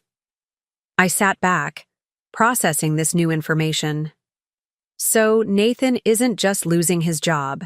He's potentially facing legal action from Horizon. Unless he can convince them that Metropulse was developed entirely, independently, using only publicly available information, Alex added, which would be much easier if you signed an agreement saying you wouldn't discuss its origins. The three of us exchanged looks, the significance of this new leverage point clear to all. What do we do with this information? I asked finally. Alex checked his watch. We have 3 hours before our next meeting with Nathan and Diana. I think it's time to completely reconsider our approach. As we huddled over lunch, revising our strategy in light of this new information, I felt a strange mixture of emotions. Vindication that Nathan's deceptions were catching up to him, concern about the potential broader implications, and something else I couldn't immediately identify. It took me until dessert to recognize it: empowerment. For the first time since my diagnosis, since Nathan's abandonment, I felt fully in control of my own narrative. Whatever happened next would be on my terms, not his. And as we prepared to return to negotiations, I knew with absolute certainty that Nathan would soon regret underestimating me, not because I sought revenge, but because I refused to be diminished by his betrayal. That refusal, more than anything else, was about to change everything. The afternoon sun streamed through the conference room windows, casting long shadows across the polished table.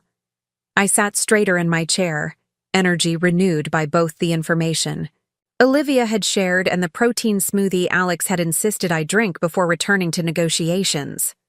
Across from me, Nathan and Diana entered the room, their expressions guarded.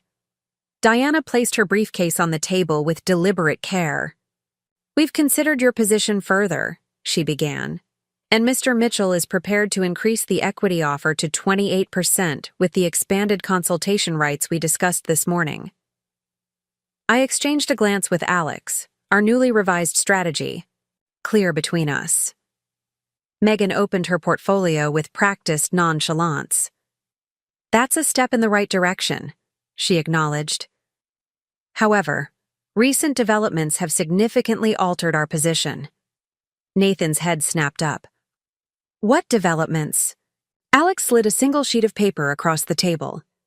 We've become aware of an ongoing investigation at Horizon Media regarding data security breaches in the analytics division. The color drained from Nathan's face as he scanned the document, a carefully redacted version of the internal memo. Olivia had provided with just enough information to confirm our knowledge without revealing our source. This is confidential company information, Nathan said, his voice tight. How did you obtain this? The specific source isn't relevant, Alex replied calmly. What matters is that we now understand the full context of your urgency to settle before tomorrow's investor meeting. Diana leaned over to read the document, her professional composure momentarily slipping as she absorbed its implications. I'll need a moment to confer with my client, she said, rising and gesturing for Nathan to follow her into the hallway. Through the glass wall, we could see their intense conversation, Diana speaking rapidly, Nathan running a hand through his hair in agitation, gesturing sharply in response to whatever advice she was offering. They're recalculating their entire position, Megan observed quietly. Nathan looks rattled, I added, watching his increasingly desperate body language. He should be, Alex said. His entire pitch to investors is compromised if there's any question about the data used to develop the platform. When Nathan and Diana returned, the dynamic in the room had shifted palpably. Nathan's earlier confidence had evaporated entirely, replaced by a tightly controlled anxiety that manifested in the rapid tapping of his fingers against his thigh. We're prepared to discuss a more comprehensive settlement, Diana began, her tone measured. Given the complex circumstances surrounding Metropulse's development. We're listening, Megan replied. Over the next hour, the terms were completely restructured. My equity increased to 33%, with full voting rights proportional to my ownership stake. I would be formally acknowledged as co-founder in all company materials. The board seat was secured once the company reached a specified funding threshold. The house remained unequivocally mine, with a fair cash payment to Nathan for his contributions to renovations. Most significantly, the non-disclosure agreement was dramatically narrowed, covering only personal details of our separation, not the business development of Metropulse. As Diana outlined these new terms, I watched Nathan's expression cycle between resignation and resentment. He hadn't spoken directly since returning to the room, leaving the negotiation entirely to his attorney. His silence spoke volumes about how cornered he felt. When Diana finished, Alex and Megan conferred quietly beside me, reviewing the proposed changes. I kept my eyes on Nathan, who finally met my gaze directly for the first time all day. Why didn't you just say something? He asked suddenly, his voice low enough that only I could hear while our attorneys were distracted. About what? I replied, equally quiet. About the app. If you felt it was so much your idea, why didn't you fight for it before all of this? The audacity of his question momentarily stunned me. Before all of what, Nathan? Before you walked out during my second chemo session? Before you started moving our assets around 3 days after my diagnosis? Before you filed incorporation papers without my name? Each question landed like a small dart. When exactly was I supposed to have that conversation? He looked away. I didn't plan it like this. Yes, I said firmly. You did. The timing was calculated. The documents show that clearly. I leaned forward slightly. You saw my illness as an opportunity, not a crisis. An opportunity to take what you wanted. Freedom. A new relationship. My business concept. while I was too vulnerable to fight back. That's not... It is, I cut him off. And the worst part is, you nearly succeeded. If Alex hadn't stepped in, if Olivia hadn't been watching out for me, you would have gotten away with all of it. His jaw tightened. I'm not the villain you're making me out to be. No? What would you call someone who abandons their spouse during cancer treatment, then tries to profit from their ideas while they're fighting for their life? He had no answer for that. Our attorneys finished their discussion and turned back to us. If they noticed the tension between Nathan and me, they gave no indication. These terms are much closer to what we consider fair, Megan said. We have a few minor adjustments to the language regarding the voting rights and board representation, but the framework is acceptable. Diana nodded. We can work through those details this afternoon. I believe we're close to a final agreement. Nathan said nothing, simply nodding his assent, defeated. The remainder of the meeting focused on technical language and implementation. Details. By 5 o'clock, we had a settlement agreement in principle, with final documents to be prepared overnight and signed the following morning, just hours before Nathan's now precarious investor meeting. As we gathered our materials to leave, Nathan approached me while the attorneys were conferring about document logistics. For what it's worth, he said quietly, I am sorry about how things ended between us. I studied his face, looking for genuine remorse, but finding only the regret of someone whose plans had gone awry. Are you sorry for what you did? Or sorry that it didn't work out the way you intended? He didn't answer directly. I never wanted to hurt you, Becca. But you were willing to if it got you what you wanted, I replied. That's the part I'm still trying to understand. How the person I built a life with for 8 years could calculate the precise moment of maximum vulnerability to inflict maximum damage. It wasn't like that, he insisted, but his eyes betrayed him. It was exactly like that, I said. And now you'll have to live with the consequences of that choice. I turned away, suddenly exhausted from the emotional and physical exertion of the day. Alex was instantly at my side, supporting my elbow as we walked toward the elevator. You okay? He asked softly. Just tired, I assured him. But it was worth it. In the car heading home, I leaned my head against the window, replaying the day's events. Do you think Nathan will secure his funding tomorrow, even with the restructured agreement? Alex shrugged. Hard to say.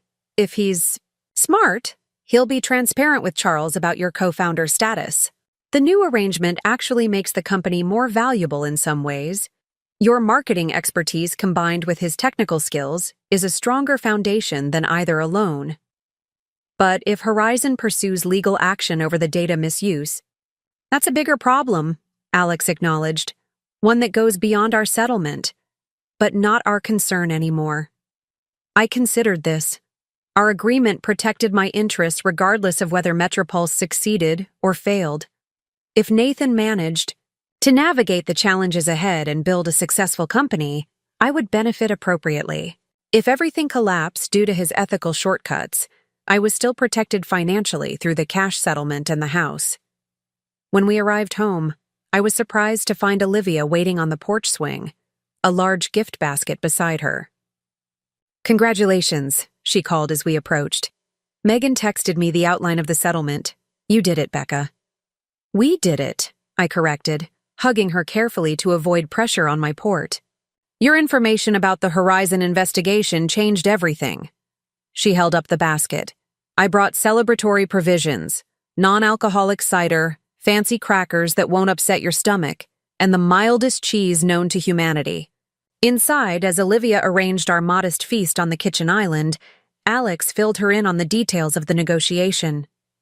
I sat listening, a peculiar sense of anticlimax settling over me. We had achieved everything we'd set out to accomplish, a fair settlement, recognition of my contributions, security for my future. Yet the victory felt hollow in some indefinable way. Earth to Becca. Olivia waved her hand in front of my face. You disappeared on us. What are you thinking about? I accepted the glass of cider she offered. I'm trying to figure out why. I don't feel more triumphant, I guess. We won. Nathan lost. Isn't that what we wanted? Alex and Olivia exchanged glances. It's not about winning or losing, Alex said gently. It's about justice, about making things right. And maybe, Olivia added, it's hard to feel triumphant when the circumstances are so painful to begin with. This isn't a victory you wanted to have to fight for. She was right.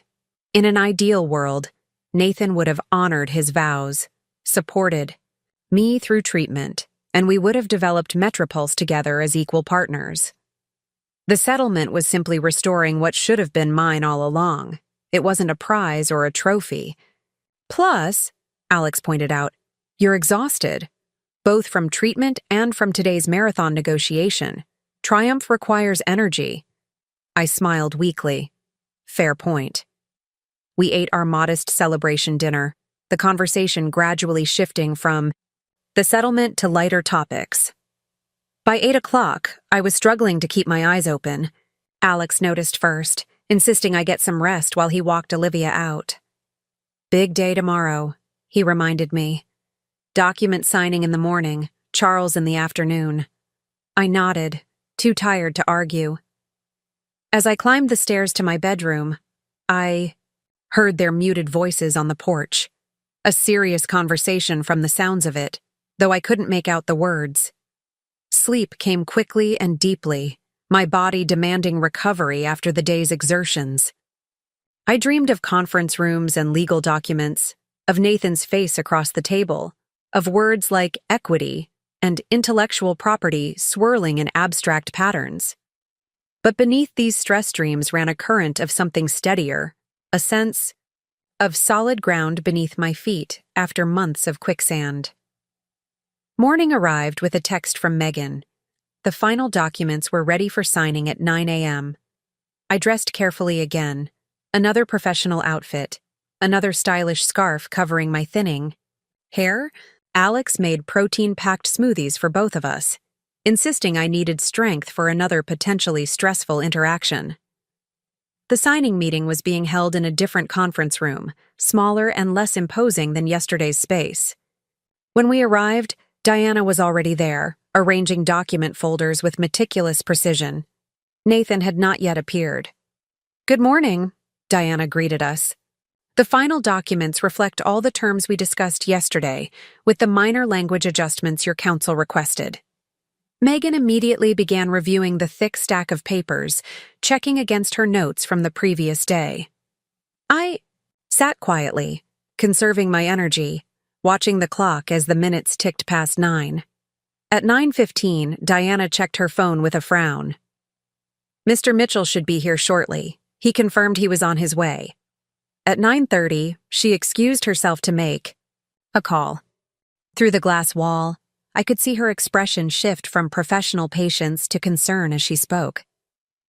When she returned, her composure remained intact, but a new tension radiated from her. I apologize for the delay, she said smoothly.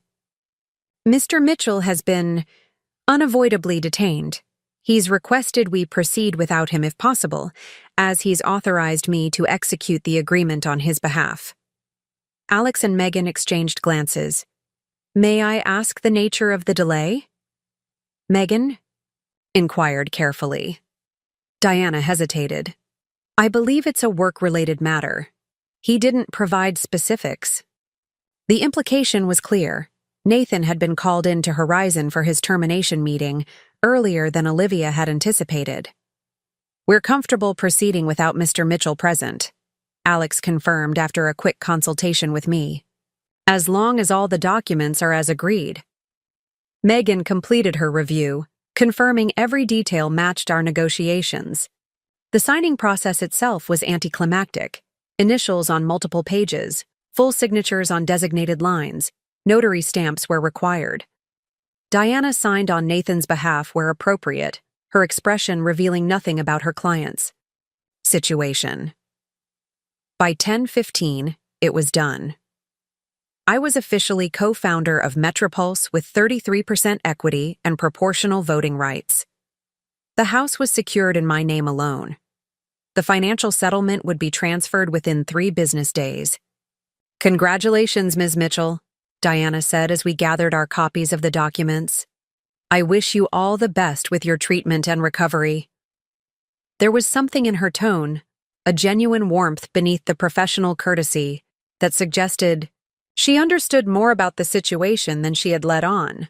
Perhaps she too had recognized the calculated nature of Nathan's actions and found them distasteful, despite her obligation to represent him effectively. "Thank you," I replied simply. As we left the building, Alex's phone chimed with a text. He checked it, then showed me the screen. A message from Olivia. "N and V both escorted out this morning. Security involved. Rumors of legal action to follow." "Sounds like it wasn't just a standard layoff," I observed as we walked to the car. "Not surprising given the data misuse allegations," Alex replied. "If security was involved, Horizon may have evidence of more serious violations than we realized." I felt a twinge of something, not quite sympathy for Nathan, but a complexity of emotion that defied simple categorization. He had betrayed me in multiple ways, attempted to steal my work, abandoned me at my most vulnerable.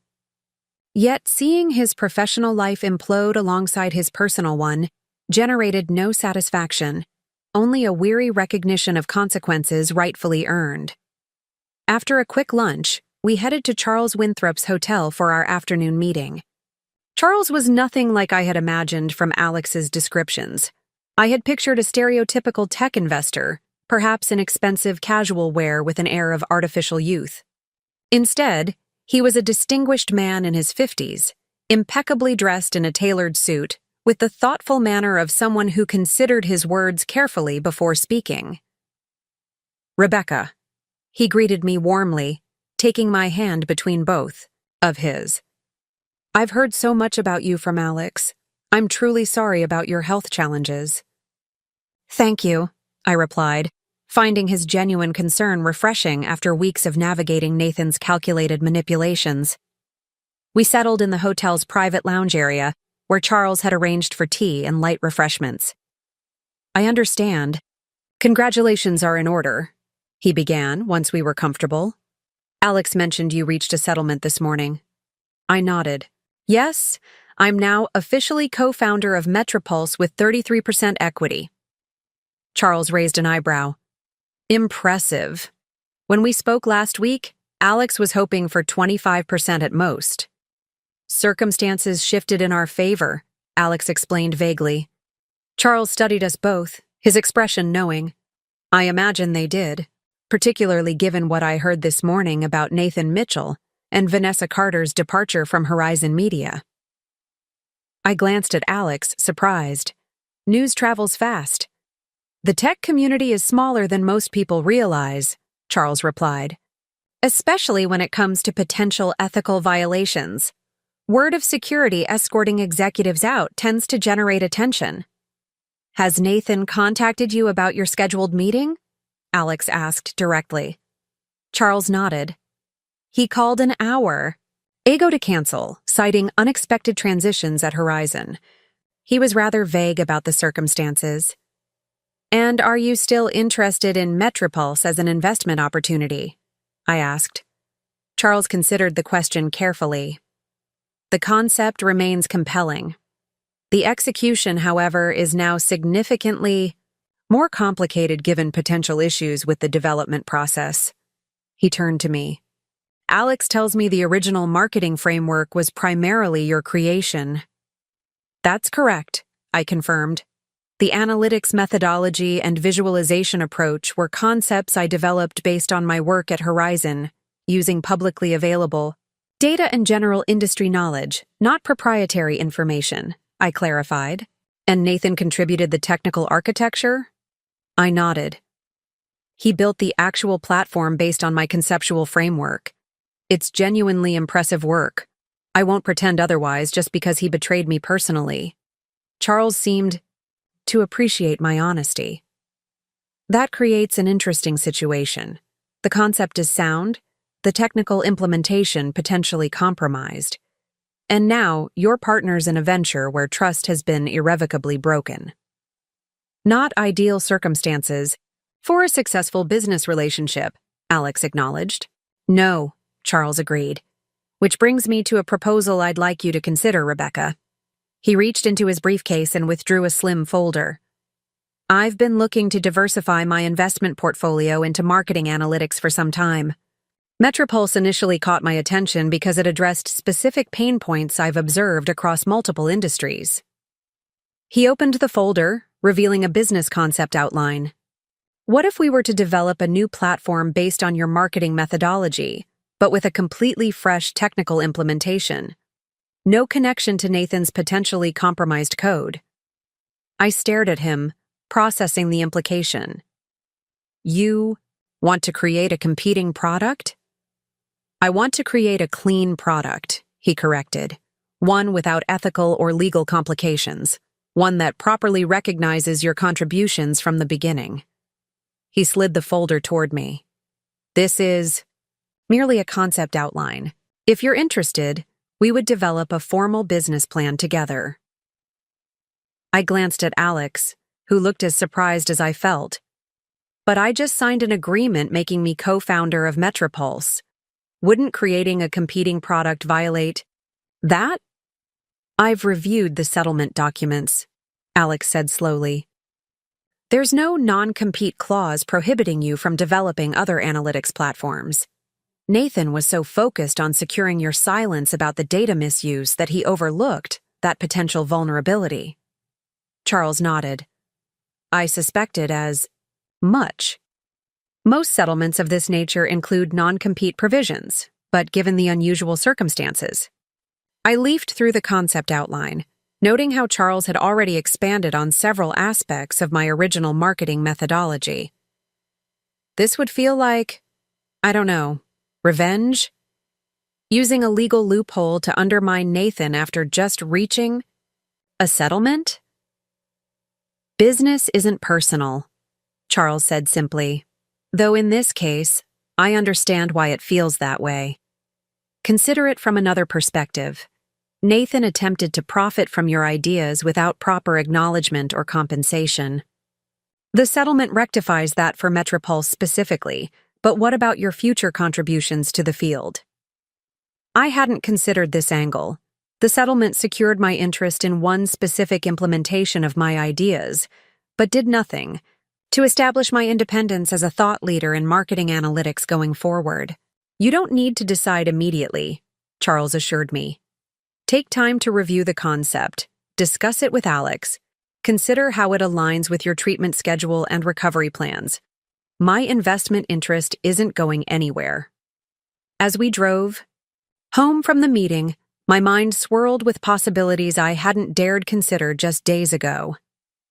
The house was quiet when we arrived, a different kind of quiet than the emptiness that had followed Nathan's departure.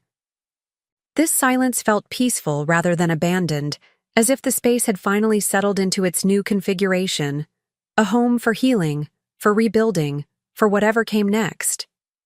I settled onto the porch swing with my tablet, reviewing Charles's concept outline more carefully. Alex brought me tea, then retreated inside to handle some work emails, giving me space to think. My phone chimed with a message from an unfamiliar number. When I opened it, my breath caught. It's Nathan. Can we talk? Not about the settlement. About what happened today at Horizon. I stared at the message, conflicted. Part of me wanted to ignore it, to maintain the clean break the legal settlement represented. But another part was curious about what he might say now that his carefully constructed plans had fallen apart completely. After a long moment, I typed a reply. Why should I talk to you after everything that's happened? His response came quickly. Because you deserve to hear the truth directly from me, not filtered through lawyers or rumors. I considered this. What truth? That I made terrible choices, that I've lost everything that matters, that I'm sorry. The apology, coming now after his professional disgrace rather than before, struck me as convenient at best, manipulative at worst. Still, there was a finality to this conversation that appealed to me, a chance to close this chapter completely. Before moving forward, I'll give you 15 minutes. Tomorrow at Green Lake Coffee, 3 p.m. Public place, brief conversation. Thank you. I'll be there. I set the phone down, uncertain if I'd made the right decision. But something told me this final conversation was necessary, not for Nathan's sake, but for my own. To look him in the eye one last time, not from across a negotiating table surrounded by lawyers, but simply as the person who had once been his wife, now moving in a different direction. The coffee shop was busy when I arrived the following afternoon. I'd selected it deliberately, a place we'd never frequented as a couple, neutral territory with plenty of witnesses. Alex had insisted on driving me but agreed to wait in the car, giving me the privacy to handle this conversation alone while remaining nearby if needed. Nathan was already there, seated at a corner table with 2 cups in front of him. He looked different, diminished somehow, the confident executive posture replaced by a slumped tension that aged him visibly. He stood when he saw me approach. "I got you ginger tea," he said, gesturing to one of the cups. I remembered it helps with the nausea. I sat without acknowledging the gesture.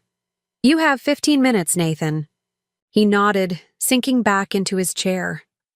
"I know." He stared at his coffee for a moment before meeting my eyes. Horizon is pressing charges: corporate espionage, data theft, breach of fiduciary duty. I waited, unsurprised by this development, given what Olivia had shared. "They found evidence that Vanessa and I accessed client data we weren't authorized to use," he continued. "Proprietary analytics that we incorporated into Metropulse's engine. You stole from them," I clarified. He flinched but didn't deny it. "Yes, just like you stole from me." "That's what I wanted to tell you," he said, his voice lowering. "It wasn't supposed to happen this way. We were supposed to develop Metropulse together, as equal partners. But then I got cancer," I finished for him. "And I became inconvenient." He shook his head. "Not inconvenient, complicated. The timeline would have been delayed indefinitely. The investors I'd been courting were already showing interest. Vanessa was pushing to move forward immediately. So you made a choice," I said coolly.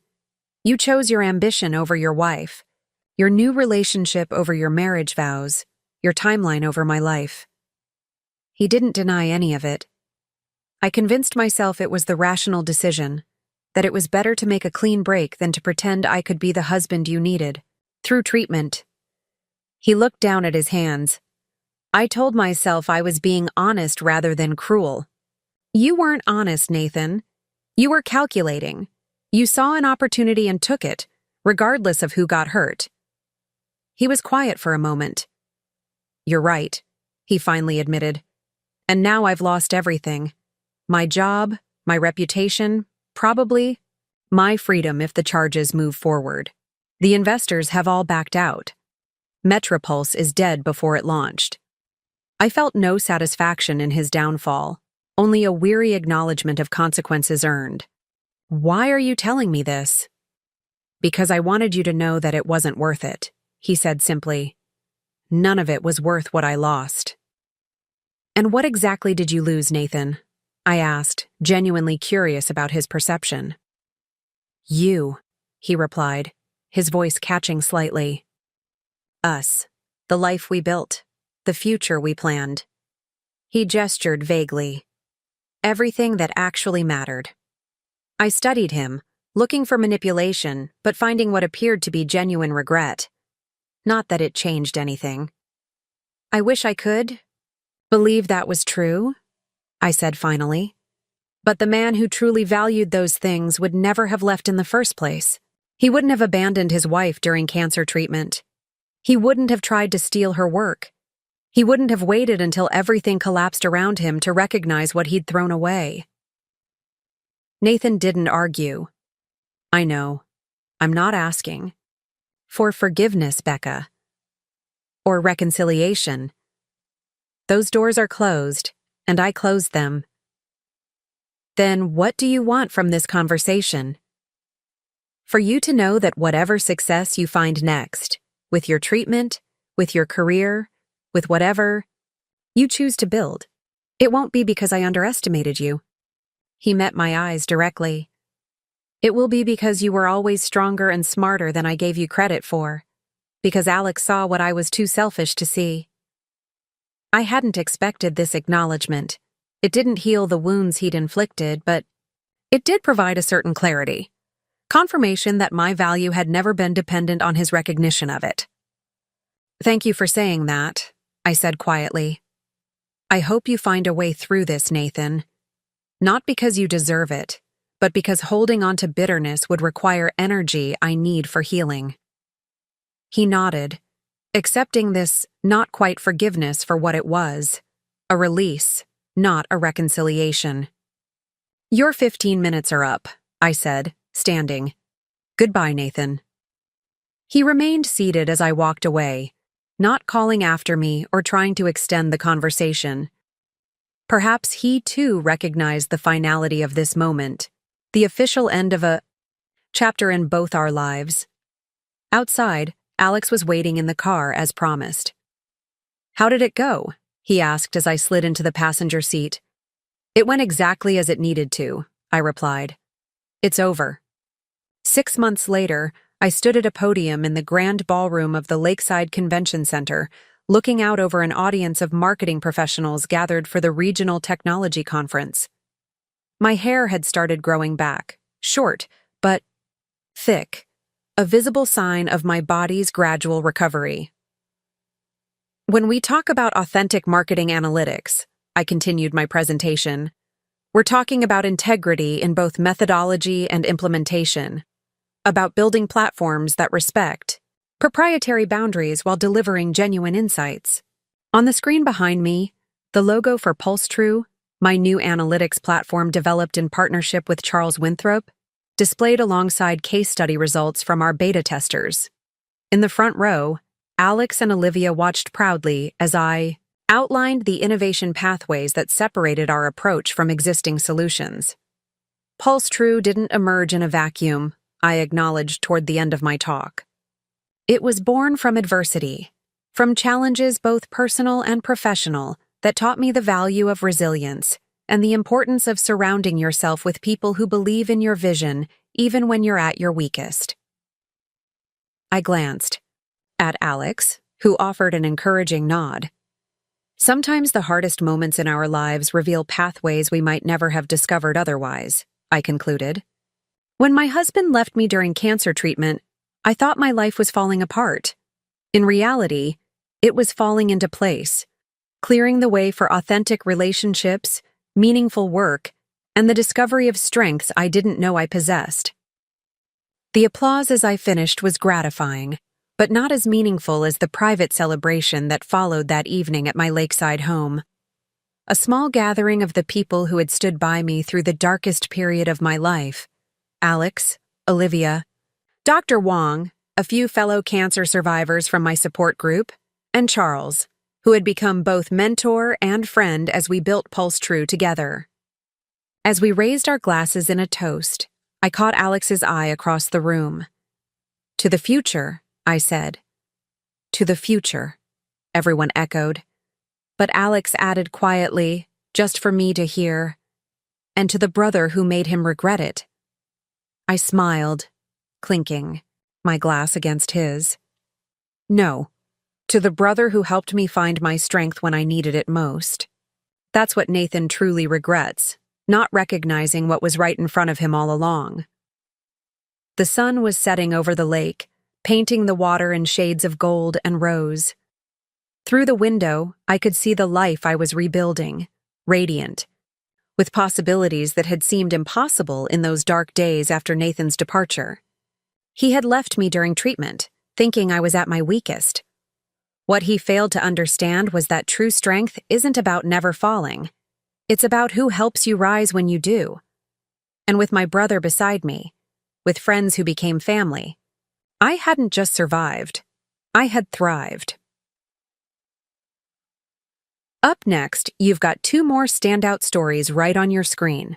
If this one hit the mark, you won't want to pass these up. Just click and check them out.